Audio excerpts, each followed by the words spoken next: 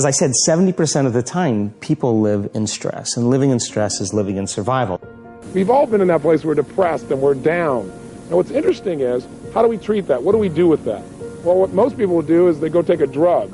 Or if people are really feeling down in life, they'll go drink some alcohol or maybe smoke a cigarette.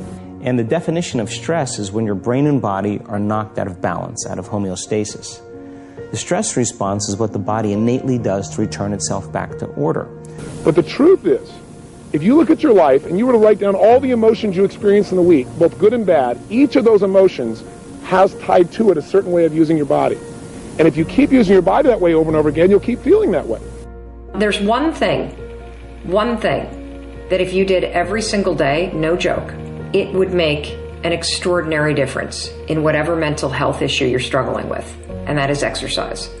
And the reason you've got to exercise every day is because what we know about human beings is that when you physically move, your physiology changes, and that changes your brain. You've got to detach. You've got to detach from the problems or the stress that you're experiencing so that you can get that perspective of them. Now, there's a couple different types of stress. Now, if it's something that you can control that's causing you stress, well, why aren't you getting control of it? Generally, it's a lack of discipline.